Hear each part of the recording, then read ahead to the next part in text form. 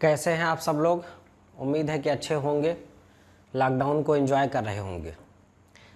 Lockdown में रहिए, घर पर रहिए, सुरक्षित रहिए। सरकार जब आगे कोई गाइडलाइन जारी करेगी उस हिसाब से हम लोग कार्य करेंगे। अभी जो है ऑनलाइन क्लासेस आपको चल रही हैं, संविधान जो है आपको पढ़ाया जा रहा है। इससे पहले की टॉपिक जो है हम पढ़ रहे थे पंचायती राज। थोड़ा सा इसके पीछे चल करके हम ज़रा सोच लेते हैं कि पंचायती राज जो था वो क्या था। लोकतांत्रिक विकेंद्रीकरण। लोकतंत्र में जो शक्ति होती है वो शक्ति जो है, यही खास बात होती है कि शक्ति का पृथक्करण होता है। यानी शक्ति जो है इकट्ठा नहीं होती, एकत्रित नहीं होती जैसे राजतंत्र में होता है। तो इस वजह से क्या होता है कि लोकतंत्र में तानाशाही की गुंजाइश कम होती है और जनता के प्रशासन में सक्रिय भागीदारी भी हो पाती है। इसी से जस्ट पहले हम संविधान का भाग 9 पढ़े हैं और भाग 9 में पंचायती राज पढ़े हैं। और आप जानते हैं कि पंचायती राज का संबंध ग्रामीण क्षेत्र से है। ठीक उसी प्रकार से जैसे पंचायती राज का संबंध ग्रामीण क्षेत्र से था, आज हम एक नई टॉपिक पढ़ेंगे। जब हम लोगों ने 73वां संविधान संशोधन पढ़ा था तो उसी वक्त एक संविधान संशोधन और हुआ था, वो था 74वां संविधान संशोधन। क्योंकि भारत यद्यपि एक ग्रामीण देश है कह लीजिए, या यहाँ कृषि आधारित लोग जहाँ हैं, इसके बावजूद भी तमाम यहाँ शहर भी हैं और उन शहरों के लिए एक स्थानीय स्वशासन की बात की गई और उस शहरी स्थानीय स्वशासन को ही हम नगर पालिकाओं के नाम से जानते हैं, नगर पालिका के नाम से जानते हैं। तो नगर पालिका का पूरा स्ट्रक्चर क्या है, इसको संवैधानिक दर्जा कब मिला, इसमें कैसे गठन इनका होता है, क्या इसके पास पावर है, कितना कार्यकाल होता है, इन सब बातों पर चर्चा आज की क्लास में हम करेंगे।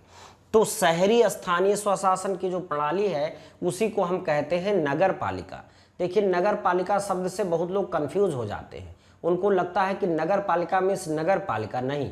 नगर पालिका शहरी स्थानीय स्वशासन प्रणाली को कहते हैं, चाहे वो नगर पंचायत के रूप में हो, चाहे वो नगर पालिका परिषद के रूप में हो, और चाहे वो बड़े शहरों के लिए नगर निगम के रूप में हो।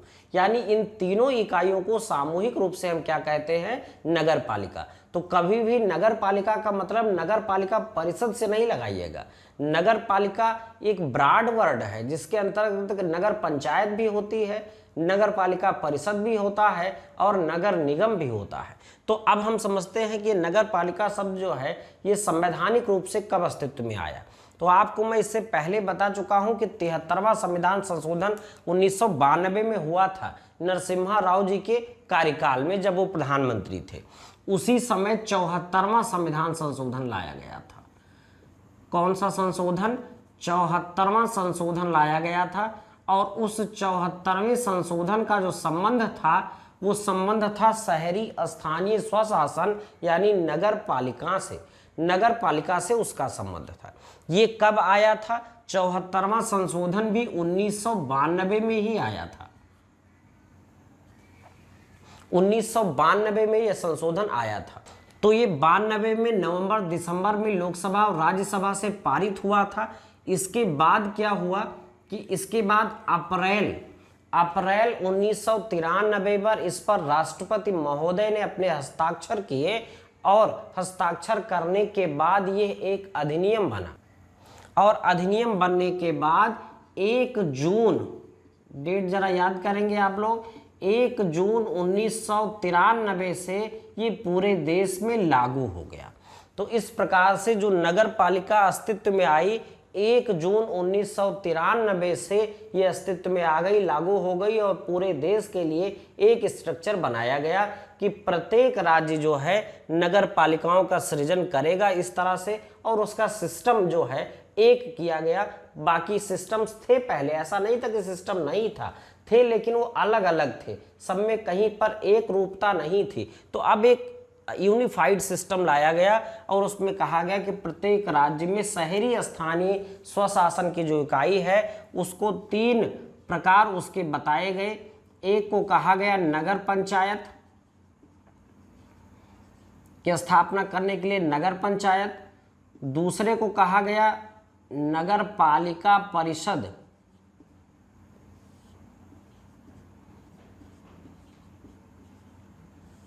और तीसरे को कहा गया नगर निगम।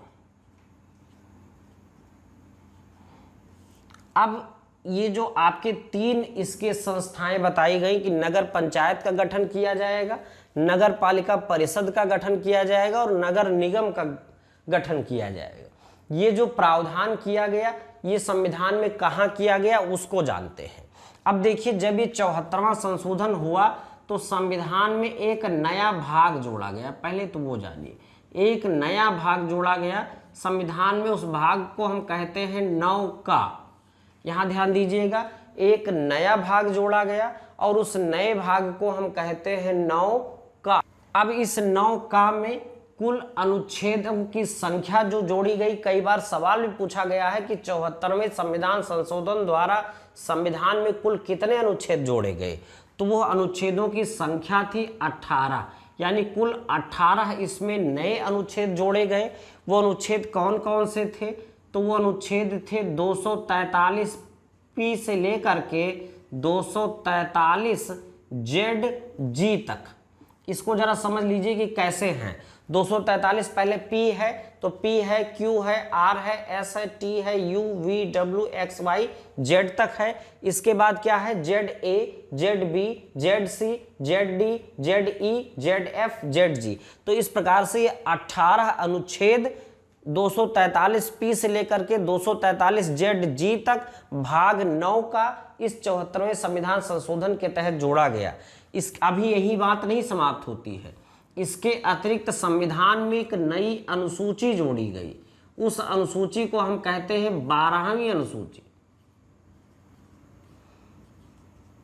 तो एक नई अनुसूची जोड़ी गई जिसको हम 12वीं अनुसूची कहते हैं, और इस 12वीं अनुसूची में 18 विषयों का जिक्र किया गया जिस पर नगर पालिकाओं को अनुमति दी गई कि इस पर ये कानून बना सकते हैं। तो 18 यहाँ पर एक जादुई अंक हुआ। कुल 18 अनुच्छेद भी जोड़े गए थे और 18 विषयों को 12वीं अनुसूची में भी जोड़ा गया था, जिस पर कानून बनाने का अधिकार किसको दिया गया, नगर पालिकाओं। तो इतनी बात आपको समझ में आ गई। अब देखिए, नगर पंचायत, नगर पालिका परिषद और नगर निगम, इन सबका जो उल्लेख है ये इन्हीं संविधान के अंतर्गत है, इन्हीं भागों में है। अब देखिए जरा, नगर पंचायत का गठन कहाँ किया जाएगा, नगर पालिका परिषद का गठन कहाँ किया जाता है और नगर निगम का गठन कहाँ किया जाता है। यद्यपि इसमें कुछ जो है चीजें वैरी करती हैं एक राज्य से दूसरे राज्य पर, लेकिन फिर भी जो है जनरली एक संक्रमणशील क्षेत्र जो होता है, इसको जरा समझने का प्रयास करिए कि संक्रमणशील क्षेत्र क्या है। संक्रमणशील क्षेत्र उसे कहते हैं जो गांव और शहर के बीच की स्थिति में है। ऐसा ग्रामीण क्षेत्र जो शहरी क्षेत्र में कन्वर्ट हो रहा है, अभी बदल रहा है, ऐसे क्षेत्रों में नगर पंचायत का गठन किया जाता है। अब इसके बाद नगर पालिका परिषद, यद्यपि जो शहर में तब्दील हो गए हैं बट छोटे शहर हैं। अब इसका छोटे शहर की परिभाषा लगभग कहीं कहीं मिलता है कि 3 लाख से कम जनसंख्या, बट इसमें भी विभिन्नता है, इसलिए जो है इसको मैं जिक्र नहीं कर रहा हूं। छोटे शहरों के लिए नगर पालिका परिषद का गठन किया जाता है। इसके अतिरिक्त जो बड़े शहर हैं, ध्यान दीजिएगा, बड़े शहर हैं, उन बड़े शहरों के लिए नगर निगम का गठन किया जाता है।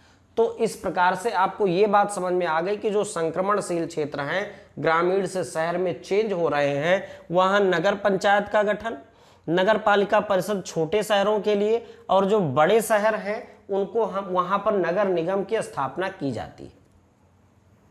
यहां पर एक चीज और नोट रखिएगा कि अगर किसी भी शहर को राज्यपाल औद्योगिक शहर घोषित कर दे, इंडस्ट्रियल सिटी घोषित कर दे, तो ऐसे शहर में नगर पालिका का गठन नहीं किया जाएगा। तो ये बात ये यहाँ नोट रखने योग्य है कि अगर राज्यपाल किसी शहर को औद्योगिक शहर घोषित कर दें तो वहां पर नगर पालिकाओं का गठन नहीं किया जाता। अब हम इसके संरचना के बारे में समझ लेते हैं कि संरचना कैसी इसकी होती है। अब जो नगर पालिकाओं की संरचना दी गई है वो 243R में दी गई है। 243R में नगर पालिकाओं की संरचना दी गई है, 243R। आप चाहे याद ना रखें, इतना महत्वपूर्ण विषय नहीं, बट संरचना याद रखें। उस संरचना में ये किया गया है कि जो नगर पालिका, जब मैं कह रहा हूं तो तीनों से समझिएगा, तीनों निकायों से, कुछ भी हो सकता है, चाहे वो नगर पंचायत, नगर पालिका परिषद, नगर निगम, कुछ भी हो सकता है। तो नगर पालिका जो संरचना होगी उसमें क्या किया जाएगा कि पर्टिकुलर जो नगर है उसको वार्ड में बांटा जाएगा। किसमें बांटा जाएगा? वार्ड में बांटा जाता है, वार्ड में बांट दिया जाएगा और उस वार्ड में एक मेंबर चुना जाएगा जिसको हम वार्ड मेंबर कहेंगे। तो वार्ड से वार्ड मेंबर चुना जाएगा, इनको हम लोग जनरल भाषा में सभासद भी बोल देते हैं। तो या कह लीजिए सभासद चुने जाएंगे और यही सब सभासद चुने जाएंगे और उसके बाद जो है इन्हीं सभासदों को मिला करके ये सभासद जो है उस नगर पालिका या नगर पंचायत या नगर निगम के जो है सदस्य होंगे और इनका एक अध्यक्ष होगा। उस अध्यक्ष को निर्वाचित करने का तरीका जो है वो राज्य विधानमंडल को कहा गया है कि वो बनाएगी कि किस तरीके से निर्वाचित किया जाता है, लेकिन जनरली जो है अध्यक्ष का भी निर्वाचन जनता द्वारा ही होता है। अब लेकिन अप्रत्यक्ष रूप से भी इसका निर्वाचन हो सकता है। यहाँ एक चीज और जान लीजिए, राज्य विधानमंडल को एक पावर और दी गई है कि इसमें नगरीय प्रशासन का जानकारी जिसको है ऐसे प्रसिद्ध व्यक्तियों को मनोनीत किया जा सकता है। इसके अतिरिक्त ये 4 जो सदन हैं, लोकसभा, राज्यसभा और जो आपकी विधानसभा है, विधानसभा और विधान परिषद, ये जो उस क्षेत्र के होंगे, ध्यान दीजिएगा, उस शहरी क्षेत्र से संबंधित जो लोकसभा होगी, राज्यसभा के सदस्य होंगे, विधानसभा के सदस्य होंगे, विधान परिषद अगर है तो उसके सदस्य होंगे, इन सबको भी यहाँ सदस्यता दी जा सकती है। तो इस प्रकार से इन सबको मिला करके तब नगर पालिका का गठन होता है। तो ये बात आपको समझ में आ गई होगी। अब इसके बाद आरक्षण की बात कर लेते हैं, जो बहुत महत्वपूर्ण यहाँ है कि यहाँ पर आरक्षण कैसे होता है। आरक्षण जो है वो 243 टी में बताया गया है, 243 टी, आर्टिकल 243 टी में आरक्षण की बात की गई है। अब आरक्षण यहाँ कैसे होगा? तो आरक्षण में देखिए प्रावधान किया गया है एससी का और एसटी का। तो एससी के लिए सीटें रिजर्व होंगी, एसटी के लिए सीटें रिजर्व होंगी, लेकिन कितनी रिजर्व होंगी ये नहीं बताया गया है। ये कहा गया है कि वहाँ जो जनसंख्या होगी उस जनसंख्या के हिसाब से इनको सीटें इनके लिए आरक्षित की जाएंगी।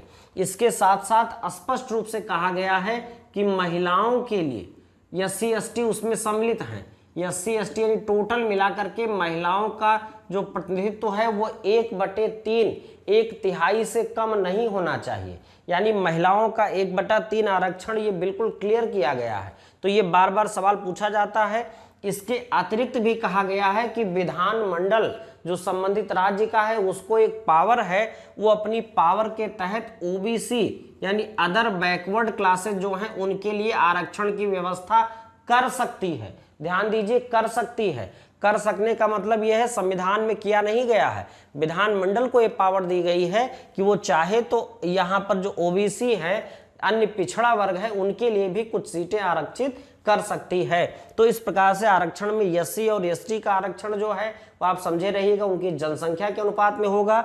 महिलाओं का 1/3, 1/3 आरक्षण है और ओबीसी का आरक्षण देने का प्रावधान किया गया है। राज्य विधानमंडल चाहे तो उनको आरक्षण दे सकती है। तो इस प्रकार से आरक्षण संबंधी ये प्रावधान है जो आपको समझ में आ गया होगा। अब देखिए इसका कार्यकाल समझ लीजिए, नगर पालिकाओं का कार्यकाल कितना होता है।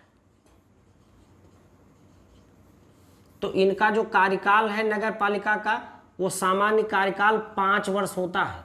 ध्यान दीजिए, सामान्य कार्यकाल 5 वर्ष इनका होता है जो कि संविधान में तय किया गया है। लेकिन साथ साथ ये भी कहा गया है कि यदि इसे समय से पूर्व विघटित कर दिया जाता है, समय से पूर्व अगर इसे विघटित किया जाता है, ध्यान दीजिएगा, समय से पूर्व विघटित किया जाएगा तो विद इन 6 मंथ इसका निर्वाचन कराया जाएगा पुनः। अब ध्यान दीजिए कि 6 महीने का समय दिया गया है निर्वाचन कराने के लिए, यानी 6 महीने के भीतर राज्य विधानमंडल या राज्य निर्वाचन आयोग को इसका चुनाव करा लेना है। लेकिन अगर मान लीजिए कि 4.5 वर्ष बीत चुके हैं, 4 वर्ष 7 माह या 7 माह बीत चुके हैं, 5 ही माह शेष था और इस नगर पालिका को भंग कर दिया गया तो इसके बाद जो है चुनाव कराने की आवश्यकता नहीं है। लेकिन अगर ज़्यादा पहले भंग कर दिया जाता है या इसको जो है विघटित कर दिया जाता है तो चुनाव कराना होगा। और जो चुनाव होगा ये भी समझिए वो आगे 5 वर्ष के लिए नहीं होगा, जो शेष अवधि बची थी नगर पालिका के कार्यकाल में उसी अवधि के लिए वो चुनाव होगा। इसके बाद वो कार्यकाल वहीं समाप्त हो जाएगा। तो ये बात आपको समझ लेनी चाहिए। अब यहाँ पर जो सभासद होंगे, जो वार्ड मेंबर होंगे या नगर पंचायत से जुड़े जो सदस्य होते हैं उनकी योग्यता के लिए उम्र बताई गई है। तो वो उम्र आपकी है 21 वर्ष। तो उस उम्र को आप ध्यान रखिएगा, 21 वर्ष की उम्र हो। जैसे आप लोगों ने पंचायती राज में पढ़ा था कि 21 वर्ष है तो वो जो है ग्राम प्रधान के रूप में चुना जा सकता है। तो इस तरह से 21 वर्ष यहाँ भी एज वही है, एज में कोई फर्क नहीं है। अब इसके बाद इसकी फाइनेंस के लिए बात किया गया है। तो उसके लिए आप जानते हैं कि जब मैंने आपको पंचायती राज पढ़ाया था तो उसी में ही बताया था कि राज्य वित्त आयोग एक होगा। राज्य वित्त आयोग का गठन भी हमने आपको बताया था कि 243I के तहत होता है, 243I। तो 243I के तहत एक राज्य वित्त आयोग का गठन किया जाएगा। वही वित्त आयोग पंचायती राज के लिए भी कार्य करेगा, पंचायतों के लिए। और वही वित्त आयोग जो कि यहाँ पर 243Y में बताया गया है कि वही राज्य वित्त आयोग शहरी स्थानीय स्वशासन नगर पालिकाओं के लिए भी कार्य करेगा। तो वही रिकमेंडेशन देगा कि कौन कौन से कर जो है लगाया जा सकता है नगर पालिकाओं द्वारा, या नगर पालिका को कितना राज्य सरकार जो है अनुदान के रूप में दे, या वित्तीय इसके और क्या हो सकते हैं उपाय कि जिससे वित्तीय रूप से इसको मजबूत बनाया जा सके। इन सब का प्रावधान जो है 243I के तहत राज्य वित्त आयोग को ही सौंपा गया है। अब इसके निर्वाचन की जिम्मेदारी किसको दी गई है? तो निर्वाचन की जो जिम्मेदारी दी गई है वो मैं आपको वहीं बताया था कि राज्य निर्वाचन आयोग एक गठित किया जाएगा। ये राज्य निर्वाचन आयोग जो है गठित करने का कार्य कौन करेगा? राज्यपाल करेंगे। और ये वहीं पर हमने आर्टिकल आपको बताया था 243K। तो 243K जो है, ये 243K में राज्य निर्वाचन आयोग का जो जिक्र था वही राज्य निर्वाचन आयोग नगर पालिका के लिए भी चुनाव कराएगा। पूरी जिम्मेदारी उसी की होगी इसका भी चुनाव कराने की। इसके अतिरिक्त जो यहाँ पर एक बहुत महत्वपूर्ण टॉपिक है वो है जिला योजना समिति। कई बार ये सवाल पूछा गया है इसलिए इसको आप याद रखेंगे।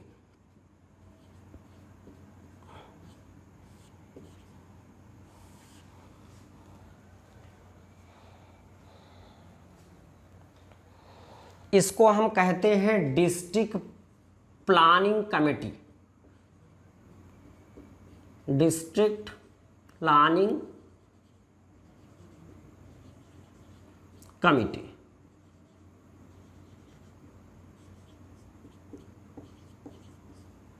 डिस्ट्रिक्ट प्लानिंग कमेटी, जिला योजना समिति क्या है इसको जरा जानिए। इसका पहले तो ये जानिए कई बार पूछा गया है किस किस अनुच्छेद में इसका जिक्र है। तो ये अनुच्छेद है 243 ZD में इसका जो है उल्लेख किया गया है। इस जिला योजना समिति में क्या होता है कि जैसे नगर पंचायत कई हो सकती हैं, एक जनपद में तमाम पंचायतें होती हैं और उन सबको मिलाकर के एक डिस्ट्रिक्ट प्लानिंग कमेटी बनाई जाती है। यानी डिस्ट्रिक्ट के पूरे जिले के समन्वित विकास के लिए एक जिला योजना समिति का गठन किया जाता है। इसमें पंचायतों के लोग तो होते ही हैं, नगर पालिका के लोग भी होते हैं, सभी इसके मेंबर होते हैं। और उसके तहत पूरे जिले का विकास कैसे किया जाए इसका कार्य होता है उस मुद्दे को हल करना कि पूरे जिले का समन्वित विकास कैसे संभव है या उनमें कोऑर्डिनेशन कैसे स्थापित किया जाए, समन्वय कैसे स्थापित किया जाए कि पूरे जनपद का जो है चहुमुखी विकास हो पाए। तो इस प्रकार से जो जिला योजना समिति होगी ये पूरे जनपद के विकास का खाका खींचेगी, जिसमें पंचायतों के भी सदस्य होंगे, नगर पालिकाओं के भी सदस्य होंगे। और इसका जो अध्यक्ष होगा, जो भी कुछ योजनाएं बनाई जाएंगी या उसका ड्राफ्ट तैयार किया जाएगा, वो अध्यक्ष का काम है कि उसे सरकार तक भेजा जाए, राज्य सरकार को जो है इसका प्रारूप इसका भेजा जाए कि हमारे जनपद में विकास के ये कार्य होने हैं। तो इस प्रकार से ये बात आपको समझ में आ गई। अब इसके बाद जो है 12वीं अनुसूची का मैं थोड़ा जिक्र करता हूं कि जो 12वीं अनुसूची है, 12वीं अनुसूची आप जा करके सर्च करके देख लीजिएगा, उसमें कुल 18 विषय हैं। 18 विषय पर कानून बनाने का अधिकार नगर पालिकाओं को दिया गया है। इसमें से कुछ प्रमुख विषय जो है मैं आपके सामने लाना चाहता हूं। जैसे इसमें नगरीय योजना किस तरह से नगर बसाना है, इसकी पूरी प्लानिंग करना उसी का कार्य है। भवन निर्माण, जो भी भवन निर्माण होते हैं, भवन निर्माण संबंधी अनुमति देना या किस तरह से निर्माण करना है, ये भी इसके हाथ में है। जो भूमि होता है, भूमि का जो है नियमन करना कि कैसे यूज करना है, उसका भी कार्य यही है। इसके अलावा जो पानी के लिए जो आपकी वाटर सप्लाई है, तो वाटर सप्लाई का पूरा काम यही देखते हैं। गलियों में लाइट की बात की जाए, प्रकाश की बात की जाए, नाली की बात की जाए, सैनिटेशन की बात की जाए, स्वच्छता की बात की जाए, स्वास्थ्य की बात की जाए, तो इन सब पर लगभग जो है इनको कानून बनाने का अधिकार नगर पालिका को प्राप्त होता है। इसके अतिरिक्त कुछ दुर्बल वर्ग हों, जैसे मान लीजिए कि हाँ कुछ तमाम ऐसे होते हैं शहरों में जिनका कोई घर नहीं है, अपंग हैं या मंद बुद्धि हो गए हैं या पागल हो, उनके लिए कोई व्यवस्था करना हो, ये भी कार्य कौन करता है? नगर पालिका ही करती है। बर्थ सर्टिफिकेट जारी करना, डेथ सर्टिफिकेट जारी करना, ये भी कार्य नगर पालिका के द्वारा ही होता है। पार्किंग स्थल कोई बनाना है, कहीं कोई लाइटिंग कॉलोनी में करवानी है, तो ये सारे कार्य जो हैं नगर पालिका के ही हैं। अब यहीं पर एक चीज़ हम देख लेते हैं कि शहर किसे कहते हैं। देखिए शहर का मानक क्या है अपने यहाँ, किसको हम शहर कहेंगे, तो ये जरा देख लीजिए शहर। अब शहर होने के लिए 3 कंडीशंस कही गई हैं कि कम से कम जनसंख्या उसकी जो हो वो 5000 हो, यानी 5000 से कम जनसंख्या नहीं होनी चाहिए, पहली शर्त है। दूसरी शर्त क्या है कि उसके 75% लोग जो है अकृषि से जुड़े हो, यानी कृषि से ना जुड़े हो, अन्य व्यवसायों में लगे हो 75% लोग। और तीसरी जो विशेषता बताई गई है कि इसका जो जनघनत्व है वो 400 व्यक्ति प्रति वर्ग किलोमीटर होना चाहिए कम से कम, यानी 400 व्यक्ति प्रति वर्ग किलोमीटर जनघनत्व होना चाहिए, तभी किसी पर्टिकुलर एरिया को हम शहर कह सकते हैं या शहर होने की एक क्राइटेरिया है। ये भी एक एक्स्ट्रा बात यहीं आप जाने रहेंगे। इसके बाद आप जानते हैं छोटे से एक बिंदु है कि भाग 9 भी संविधान में जोड़ा गया है। 9 में सहकारी समितियां, कोऑपरेटिव सोसाइटीज की बात की गई है। 97वां संशोधन के द्वारा उसको जोड़ा गया था, तो आप चाहें तो उसको थोड़ा पढ़ लें, बहुत महत्वपूर्ण नहीं है, इसलिए मैं उस पर कोई वीडियो नहीं बना रहा हूं।